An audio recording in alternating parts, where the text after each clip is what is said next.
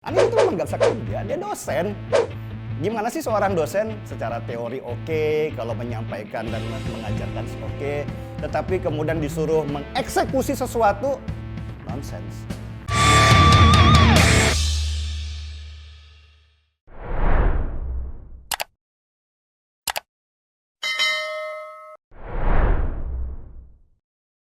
Terakhir Caca, second one, kita ya. harus bersyukur loh. Banjir besar kita ini selalu hari libur. Oh gitu.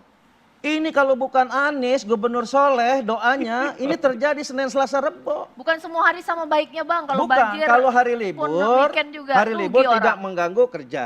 Oke. Pelayanan masyarakat tidak diganggu. Devisa Jakarta hari libur biasa ke puncak kemana-mana di rumah, belanja di warung. Ada hikmahnya yang kita ambil.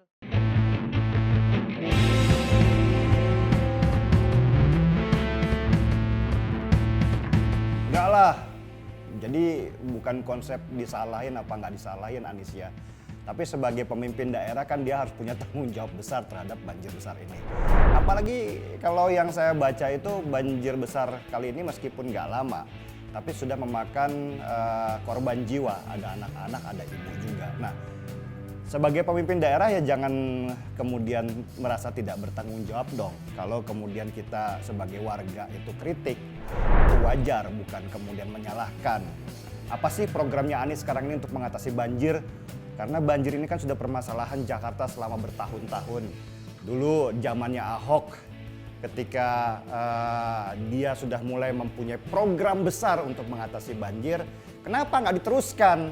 Kenapa kok sekarang dihilangkan? Bahkan program normalisasi di masa Ahok yang dirubah kata-katanya menjadi naturalisasi oleh Anies Baswedan, ini juga katanya sudah mau dihilangkan. Nah, kalau begitu apa sih programnya seorang Anies Baswedan dalam mengatasi banjir di Jakarta ini? Masa kita kok bodoh banget ya sebagai orang yang setiap tahun terkena musibah, terkena bencana, tapi tidak pernah bisa mengatasi permasalahannya.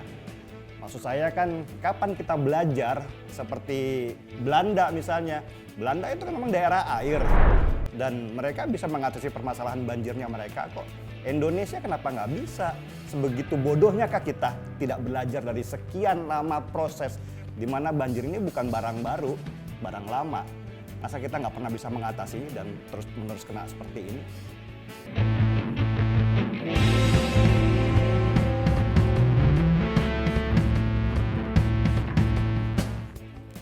Ya itu kan pada waktu Jokowi menjadi gubernur di Jakarta. Dia melihat permasalahan banjir ini bukan hanya masalah Jakarta, tetapi permasalahan di daerah-daerah satelit seperti Bogor, Tangerang, Depok, dan segala macam.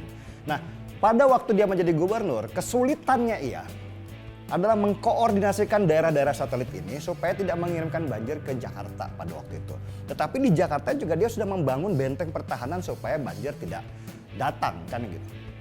Tetapi di masa pemerintahan SBY itu, ketika Jokowi menjadi gubernur Jakarta, dia melihat ada proses koordinasi yang tidak didapatkan dalam mengatasi banjir ini. Terucaplah oleh seorang Jokowi, kalau saya jadi presiden, saya akan lebih mudah mengatasi banjir, katanya begitu.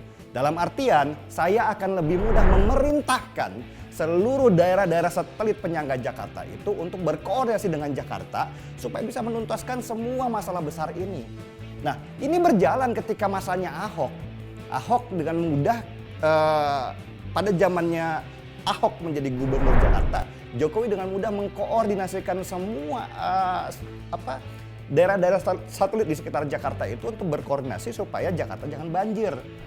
Tapi kan permasalahannya ini ketika gubernurnya ganti, ada Anies Baswedan yang bahkan bukan hanya tidak punya kemampuan untuk berkoordinasi dengan daerah-daerah satelit penyangga Jakarta, tetapi juga merubah banyak program-program yang seharusnya ini bisa menjadi program besar dan berkelanjutan semua gubernur, tetapi dirubah oleh pada masa Anies ketika menjadi gubernur ini. Yang terjadi gimana? Pak Basuki, Menteri PUPR juga ngamuk-ngamuk, susah sekali berkoordinasi dengan Anies. Ya. Anies punya program sendiri yang kita juga nggak jelas nih programnya apa sih untuk mengatasi banjir. Dia punya konsep-konsep sendiri dalam mengatasi banjir. Bahkan wali kota Bogor Bima Arya juga marah. Jangan terus salahkan Bogor dong dalam masalah banjir di Jakarta. Nah, di sini kan terlihat bahwa Anies tidak mampu mengkoordinasikan atau berkoordinasi dengan daerah satelit lainnya, dengan orang-orang di sekitarnya untuk mengatasi permasalahan besar ini. Dia tidak punya gambaran besar, planning besar untuk mengatasi banjir ini, sehingga planning ini bisa menjadi pekerjaan berkelanjutan. Siapapun gubernurnya, permasalahan banjir ini sudah menjadi program besar seharusnya.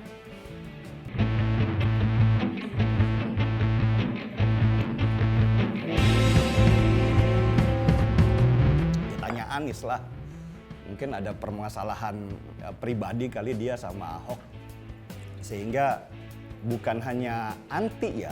Anies ini kan begini, ada perasaan dari seorang Anies Baswedan yang seharusnya tidak dipunyai oleh seorang pemimpin. Seorang pemimpin daerah itu seharusnya fokusnya lebih kepada kebutuhan rakyatnya, bukan kebutuhan ketidaksukaan pribadinya. Gak penting tuh permasalahan pribadinya, tetapi bagaimana sebuah program itu bisa membuat rakyatnya itu sejahtera dan terhindar dari musibah seperti banjir. Anies ketika dia menjabat menjadi gubernur Jakarta, dia ingin menyingkirkan banyak program Ahok, di mana di situ adalah bagian daripada legasi atau sesuatu yang ditinggalkan Ahok untuk diteruskan di pemerintahan sekarang. Ini banyak disingkirkan oleh Anies. Ada juga yang tidak disingkirkan tetapi di-rename, dinamakan ulang kembali. Seperti rumah susun pada programnya Ahok dinamakan rumah lapis, kan gitu ya. Normalisasi di zamannya Ahok diberikan nama naturalisasi. Apa bedanya antara normalisasi dan naturalisasi? Nggak banyak bedanya, cuman beda namanya saja.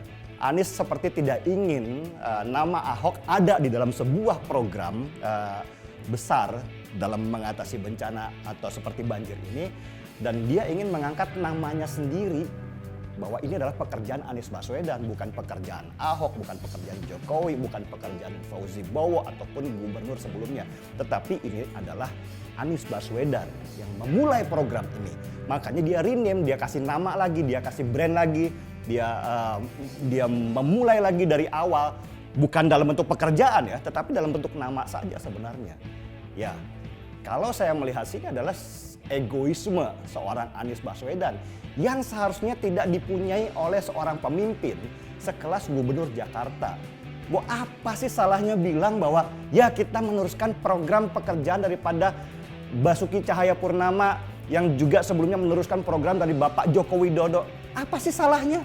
Ya kan? Masyarakat juga nggak penting kok bahwa itu programnya siapa, itu namanya siapa. Yang penting bahwa selama ini gua nggak pernah banjir, kok sekarang gua jadi banjir. Kan pertanyaan mereka cuma itu. Mereka merasakan apa yang menjadi kebutuhan mereka sehari-hari yang tidak bisa dipenuhi oleh seorang pemimpin yang lebih penting namanya terangkat daripada permasalahan warganya teratasi.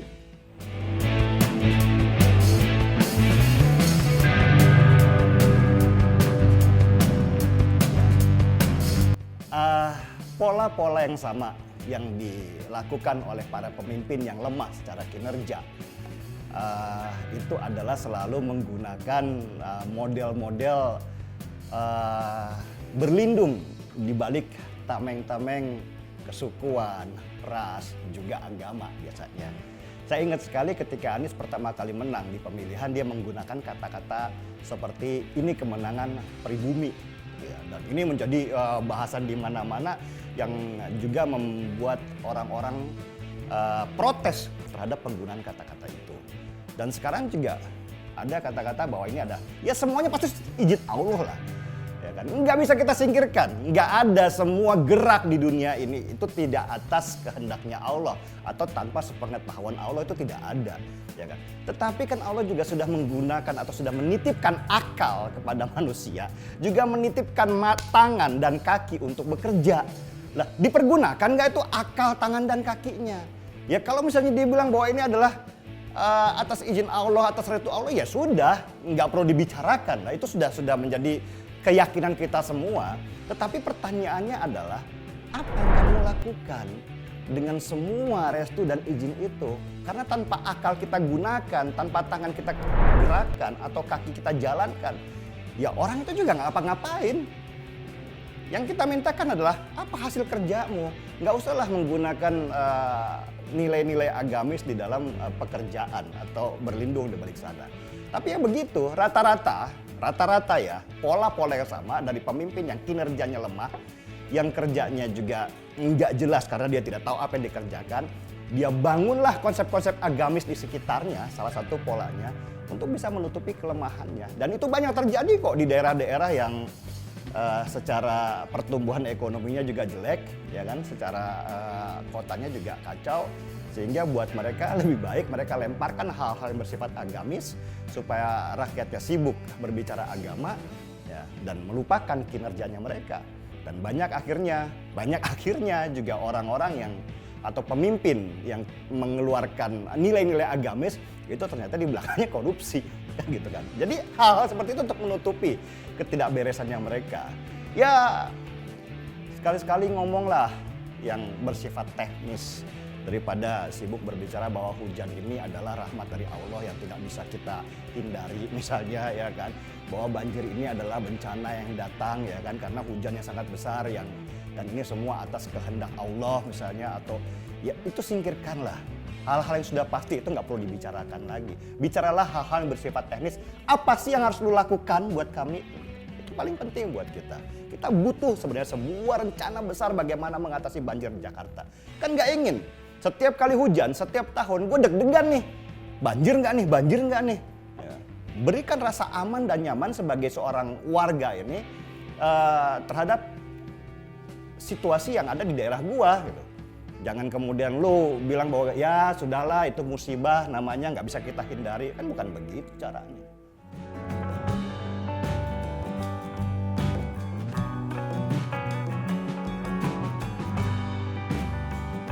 Anies itu nggak bisa kerja. Dan bukan salahnya Anies juga sebenarnya. Buat gue yang salah adalah milih. Ya kan? Anies itu memang nggak bisa kerja, dia dosen. Gimana sih seorang dosen? Secara teori oke, kalau menyampaikan dan mengajarkan oke, tetapi kemudian disuruh mengeksekusi sesuatu, nonsens. Dan itu terjadi. Tandingkan saja seorang dosen dengan seorang praktisi. Secara keilmuan, dosen itu pasti lebih tinggi. Tetapi secara kenyataan atau praktek di lapangan, pasti seorang praktisi akan lebih mumpuni. Dan itu terjadi. Beda sama Ahok sama Jokowi, ya memang eksekutor modelnya. Mereka nggak banyak teori, nggak banyak ngobrol, tetapi mereka berbicara melalui hasil-hasil kerja mereka. Kalau Anies kan enggak, dia banyak teori. Contoh ya, ketika dia berbicara early warning system atau sistem deteksi dini awal gitu.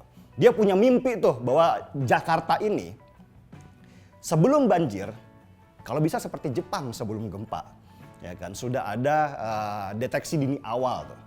Ketika dia sampaikan kepada para pembantunya, tahu apa yang kemudian dianggarkan oleh pembantunya?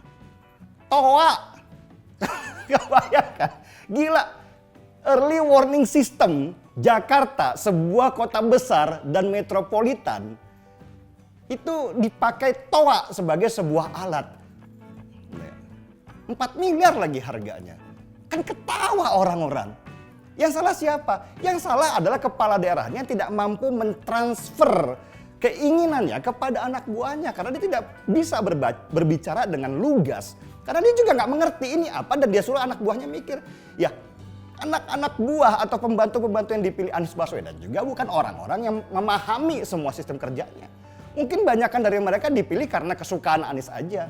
Atau bisa menjilat atasannya. Sehingga ketika kemudian mereka disuruh mikir, ya mikir mereka yang sederhana.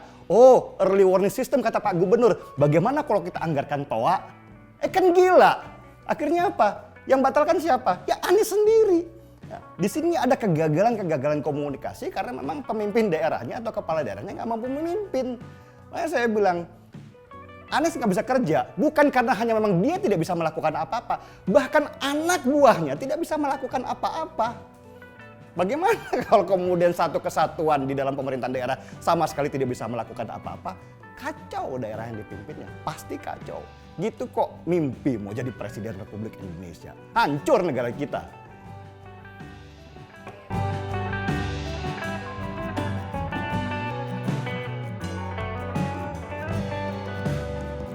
Ada sih.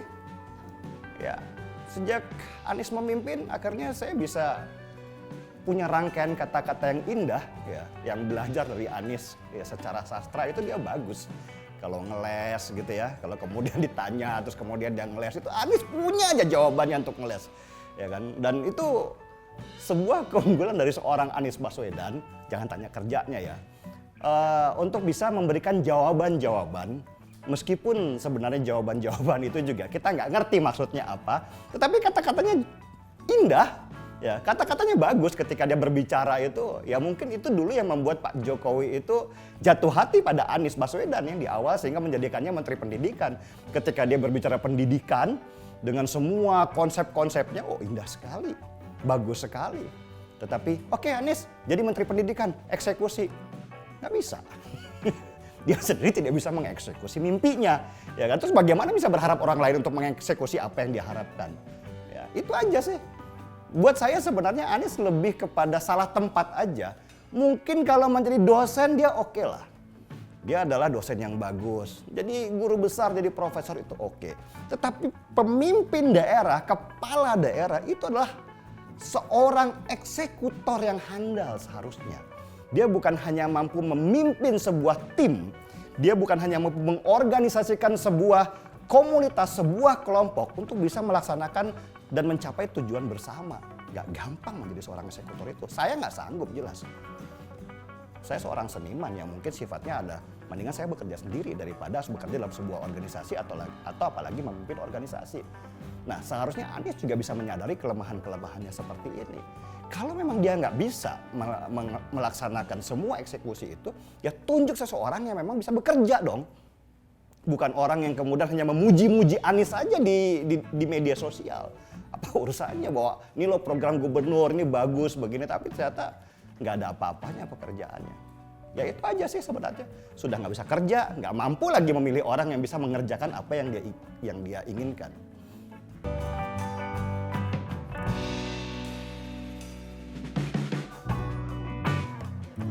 Ya karena dia sudah memulai dengan itu. Bahwa ingat ketika kampanye dulu di 2016, Anies lebih menonjolkan pencitraan dirinya ya daripada bagaimana dia punya konsep di dalam menata sebuah daerah. Bahkan dia memainkan bukan memainkan sih kalau saya bilang ya, menunggangi politik identitas pada waktu tahun 2016 yang sangat-sangat buruk di Jakarta. Dan dia menang karena itu. Karena dia menunggangi dan memanfaatkannya dengan baik. Apa yang bisa kita harapkan dari seorang Anies Baswedan untuk memimpin kerjaan? Karena dia nggak bisa kerja. Belum ada background Anies untuk melakukan sesuatu di sebuah wilayah yang terkecil aja. Dan tiba-tiba dia harus memimpin Jakarta.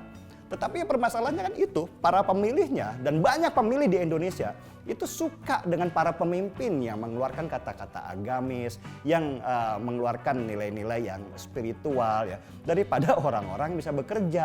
Ya, buat mereka yang seiman itu lebih penting daripada memang pekerjaannya jago. Ya, kesalahan kita semua lah, kesalahan orang-orang yang memilih orang seperti itu. Dan inilah kekurangan terbesar dari sebuah negara demokrasi ketika seorang pemimpin lebih dilihat dari pencitraannya daripada hasil kerja.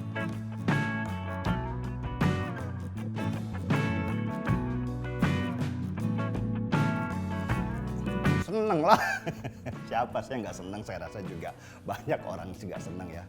Karena melihat Anies ini sebenarnya kita seperti melihat apa ya, anggaplah di kelas ya, kita itu udah belajar yang rajin, tetapi kita sama sekali nggak dilihat, ya kan? Yang dihargai oleh guru adalah orang yang bisa cari muka, yang sama sekali nggak bisa bekerja, tetapi karena dia jago cari muka, karena dia jago berkata-kata indah, dan karena dia berhasil mendekati gurunya, ya kan, dengan konsep-konsep emosional daripada rasional, ya kan, kita juga merasa bahwa kalau kita dipimpin oleh orang-orang seperti ini nggak akan beres semuanya, ya itulah Jakarta.